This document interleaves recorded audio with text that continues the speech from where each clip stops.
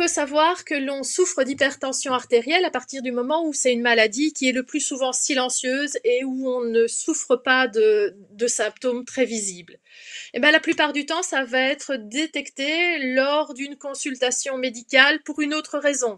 Vous allez chez le médecin parce que vous êtes malade, le médecin prend votre tension et se rend compte que votre tension artérielle dépasse 14,9. Alors, c'est pas une seule fois lors d'une seule mesure où votre médecin va vous déclarer hypertendu.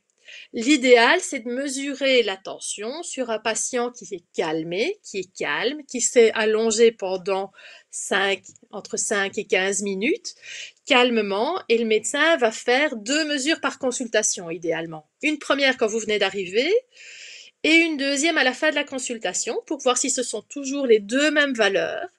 Et pour bien faire cette mesure-là, elle doit être confirmée par plusieurs consultations, normalement au moins 3, et sur une période relativement courte, entre 3 et 6 mois. Et si cette hypertension se répète, ben alors là, on va commencer à mettre en place un traitement. Le médecin peut recommander éventuellement, et vous l'avez peut-être déjà subi, de mesurer la tension d'une autre façon par un appareil qu'on appelle un holter. C'est un appareil avec lequel on va vous équiper durant toute une journée et qui va avoir un brassard au niveau du bras qui va se gonfler régulièrement et qui va permettre de mesurer la tension sur une journée type. Donc pour voir comment votre tension évolue toute une journée, et cet appareil va enregistrer toutes les mesures qui seront prises toutes les 15 minutes pendant 24 heures, et le médecin alors pourra vraiment se faire une idée de l'évolution de la tension artérielle tout au long des activités normales de votre journée. Alors il est possible que cette limite de 14,9, elle soit plus sévère pour certains patients qui présentent d'autres facteurs de risque. Par exemple, pour les patients diabétiques, le médecin va être un peu plus sévère et ne va pas déterminer que l'hypertension c'est à partir de 14,9, mais plutôt à partir de 13,5, 8,5. Donc ces valeurs d'hypertension, ça va dépendre des pathologies dont vous souffrez également. Alors l'hypertension artérielle, une fois qu'on l'a observée chez le médecin, il peut être recommandé de la mesurer soi-même, cette hypertension, pour éviter ce qu'on appelle l'effet blouse blanche. Alors vous allez chez le médecin, vous êtes énervé parce que vous avez dû attendre une demi-heure dans la salle d'attente, vous êtes énervé parce que vous avez eu difficile de trouver une place de parking, vous avez eu peur d'arriver en retard à la consultation du médecin.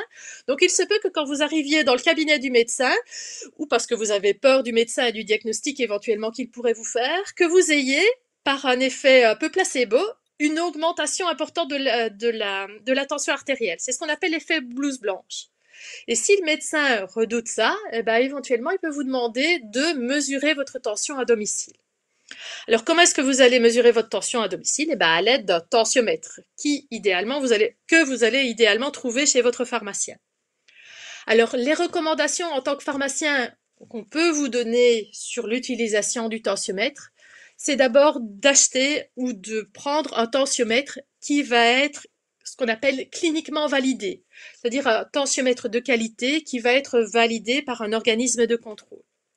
Le mieux, si on souffre d'hypertension, c'est d'avoir un tensiomètre que l'on va placer au niveau du bras. Il existe des tensiomètres à mettre au niveau du poignet, mais quand on souffre d'hypertension, c'est plus précis de prendre un tensiomètre avec un brassard. Un brassard en plus idéalement que l'on choisit à la bonne taille. Dans les tensiomètres de qualité, vous avez la possibilité éventuellement de choisir la taille de votre brassard.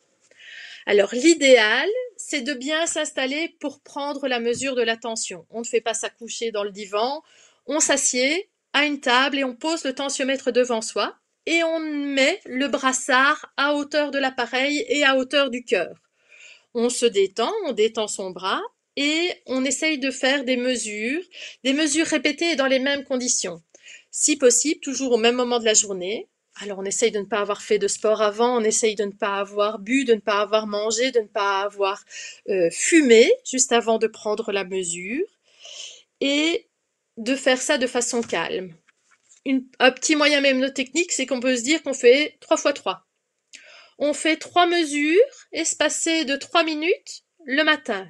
On fait 3 mesures espacées de 3 minutes le soir et on fait ça 3 jours consécutifs. Et c'est comme ça qu'on va pouvoir se rendre compte de quelle est réellement la tension artérielle